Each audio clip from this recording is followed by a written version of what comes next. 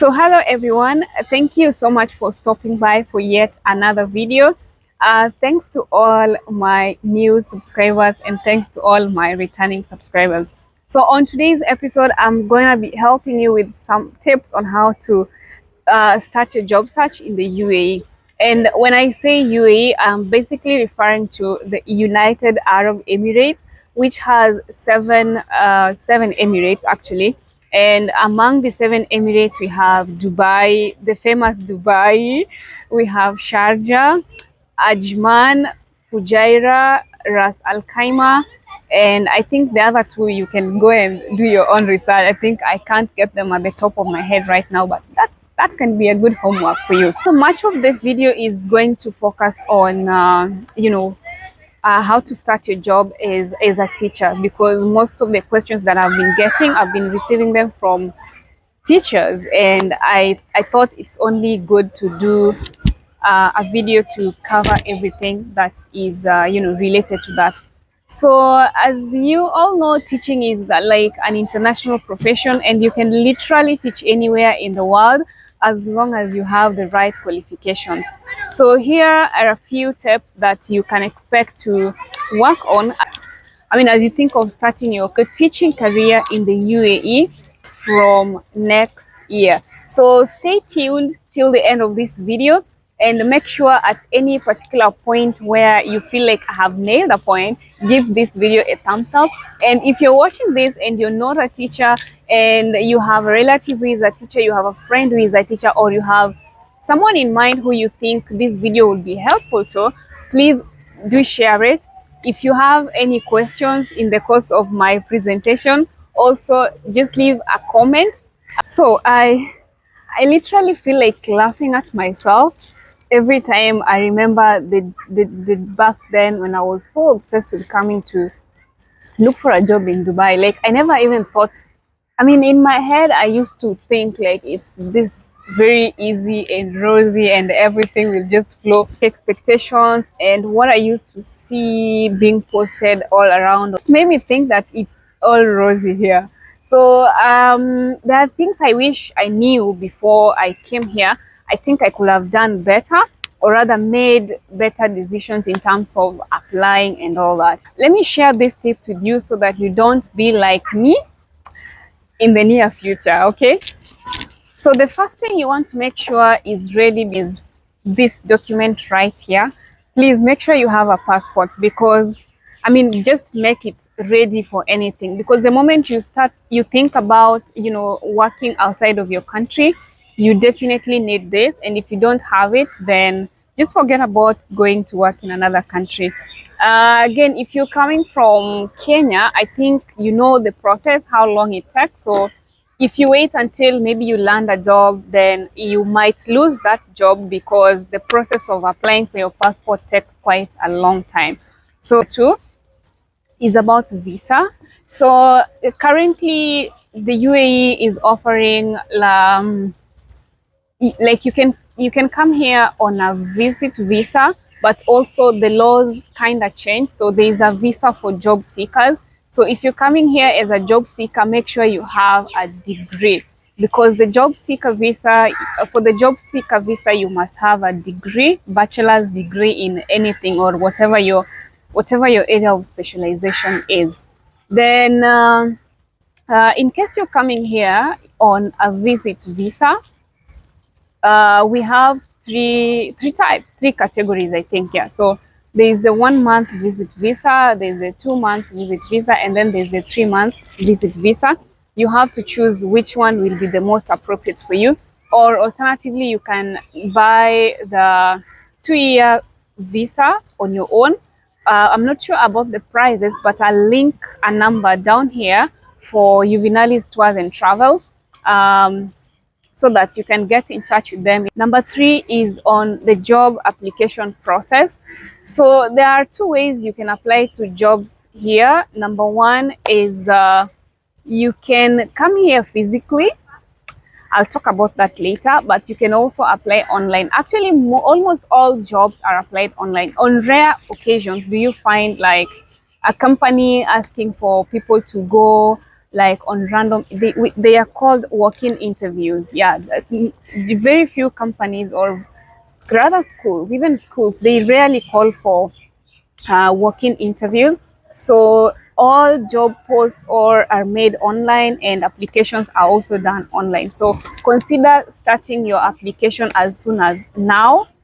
Don't wait until you come here physically, because all the jobs are at your disposal. Okay, you only need to know the right channels, like the right job boards. I'm going to share some of the tips that you can use to apply for the jobs online. So several job boards. There is now Krigal, there is what is it called, there is GoToGov, there is Guardian, Job Guardians, there is Teachaway. All those job posts, they are all there for you. Just keep checking. Most of them would want you to sign up. I mean, yes, create an account so that you get notifications every time like a school posts a job right there. Okay, so make sure you check them out as soon as you can. Some more tips on how you can apply for this job. First of all, make sure your LinkedIn profile is well updated with your relevant experience, with your recent not passport photo, but with your recent photos and your recent experiences. Like, make sure it is a complete profile.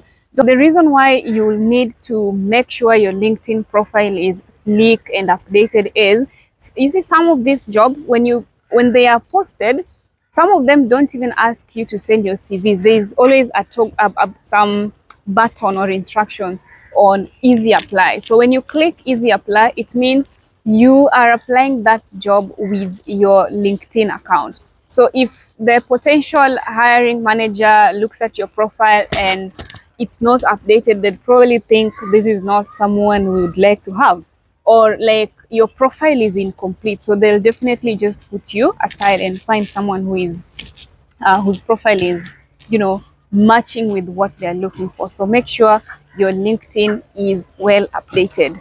Then the other thing, when you're using LinkedIn, by then most of the interviews that I've been getting, or that I got when I was looking for a job here, I got them through LinkedIn.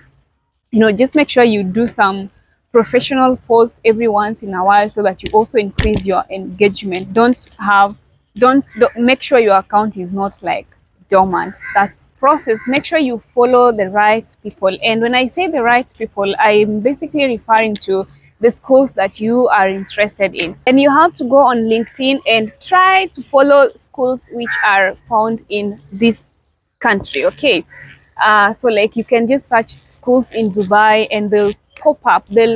So just follow, like, their whatever they post and all that.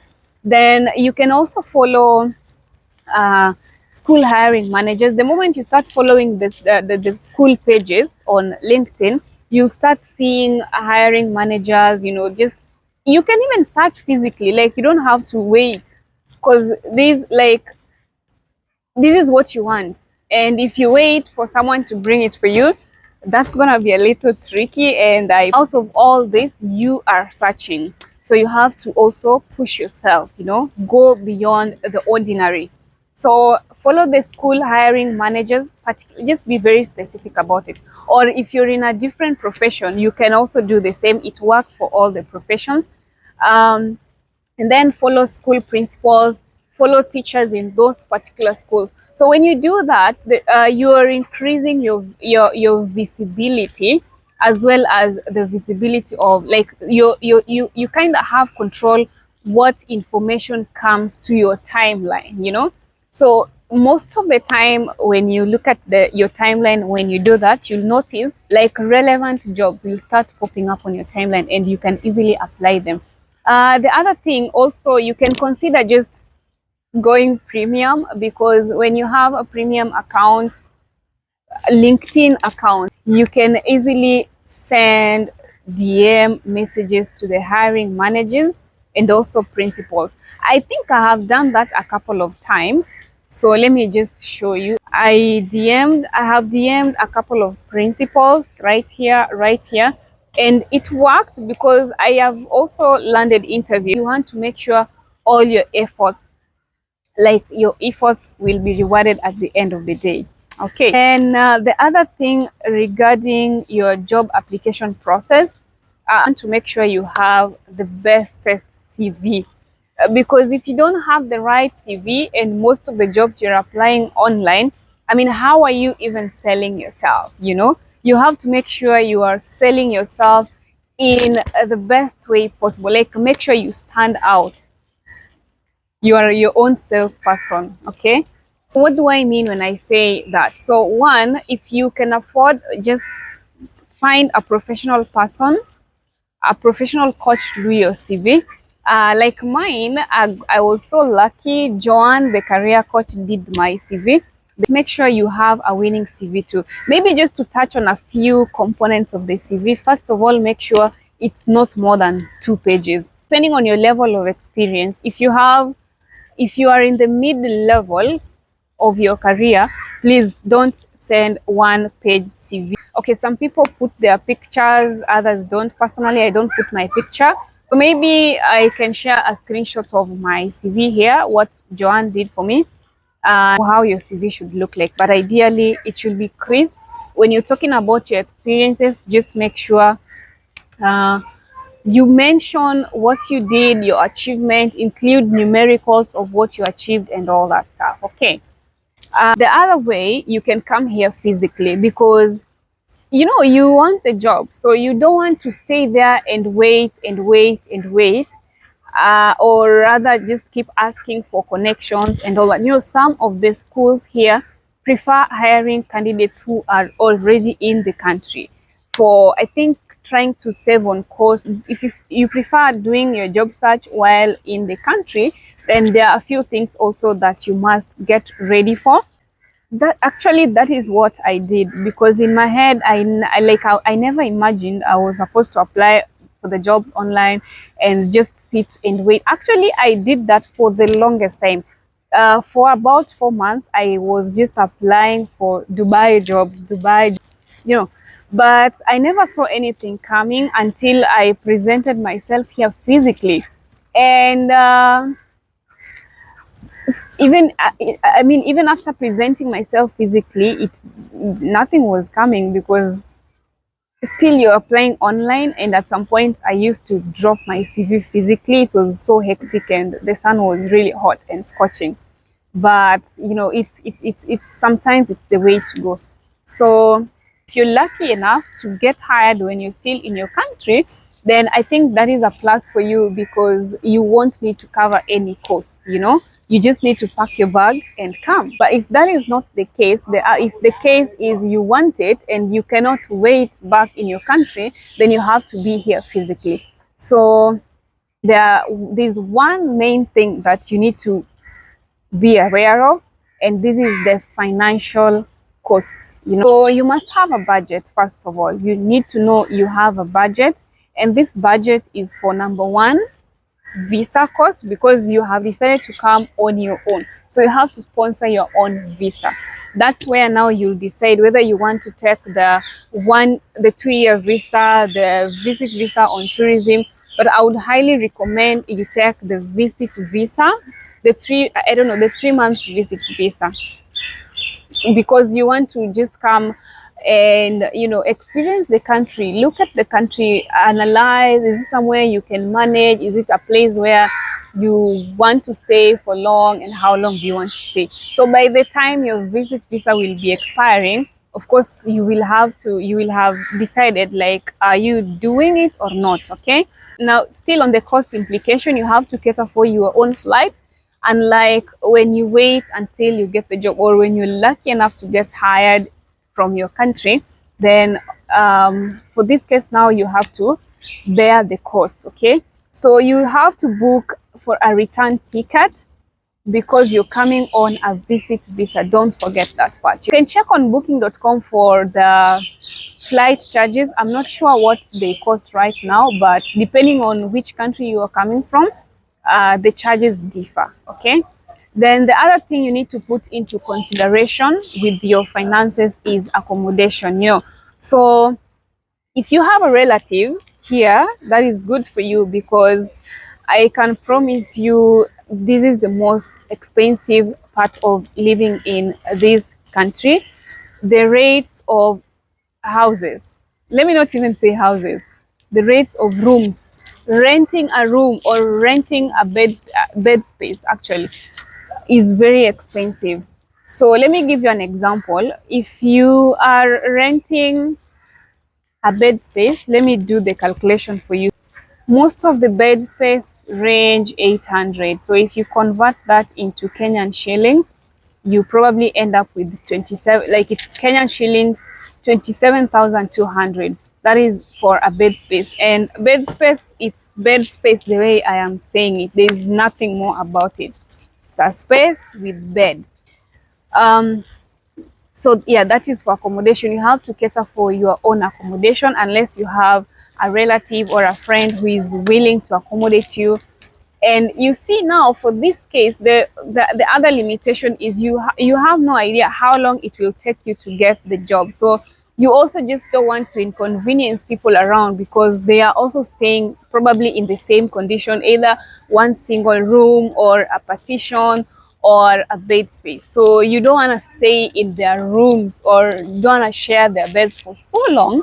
So that's why it is very important you do your budgeting properly so that your stay here will be, a bit comfortable. Okay, now the other thing, you need to have, like, I don't know if I should say surplus money, because I don't know who has surplus money, but it will be very necessary for you because when you're coming here you really don't know how much time it's gonna take you to get a job. So in case you come on a visit visa and it gets to a point where your visit visa is about to expire, then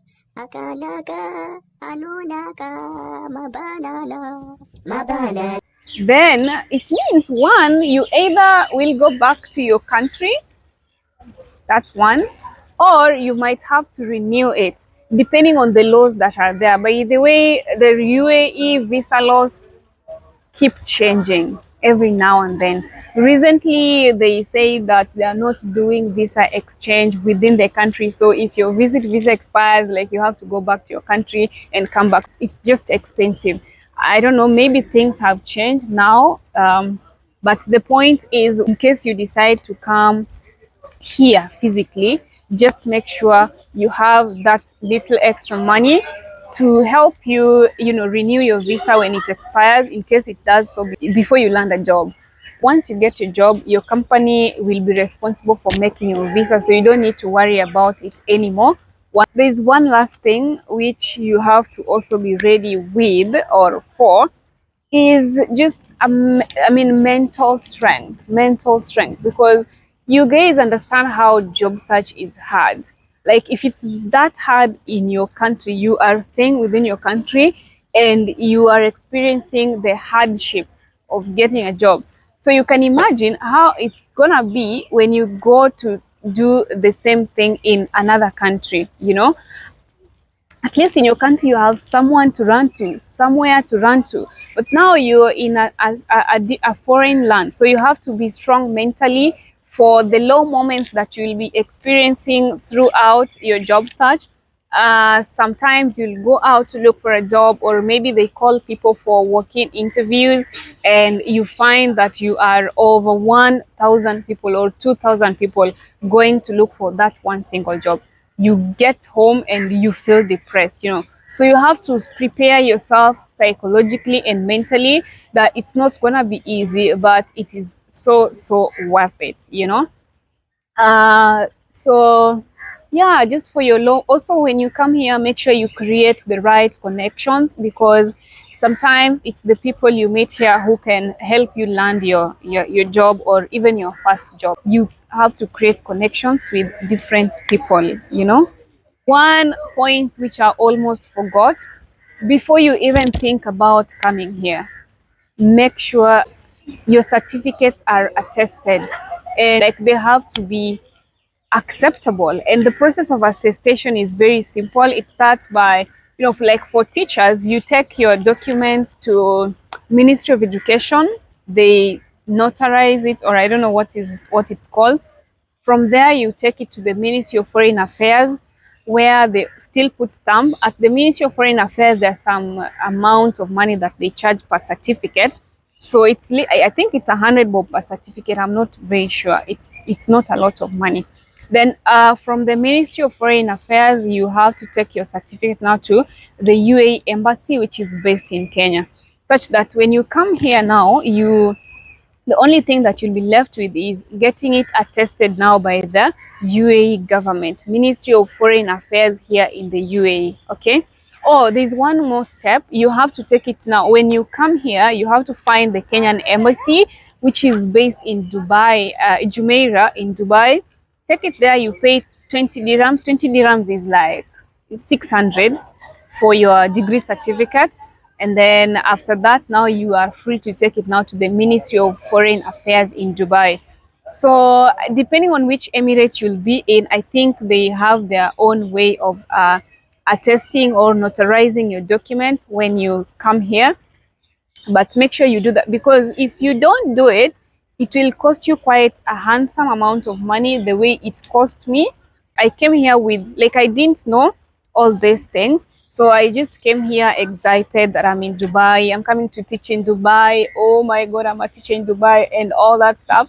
And then when I came here, I landed my first job and I was so shocked, because you cannot get a work visa if your degree certificates are not attested. That's the whole point. So whether you come, in case you come with them, you'll have to like test them back, send them back, and it's so costly to send them back. That's the whole point. So make sure you are tested. So I think that is pretty much it, and the video is already at 20 minutes, yet I have a couple of questions here to answer. I think I will do that in the next video. So make sure you're looking out for my next video. There are some common questions that I'll be answering based on my personal experience. And yeah, I think that's it for this video. I hope you learned something. I hope you picked something that will help you, make the right decision as you think about starting your teaching career in the UAE next year. And I'm just here to wish you the very best. In case you come here, you can send me an email, you can text me. Maybe I'll be very helpful with helping you move around and do all that stuff. So thank you so much for watching. Remember to subscribe so that you can be able to watch more of my content, and tell a friend to tell a friend, share my videos, like them, and keep commenting. It was my pleasure having you around. For now, it's a wrap. Bye bye, and see you in my next video.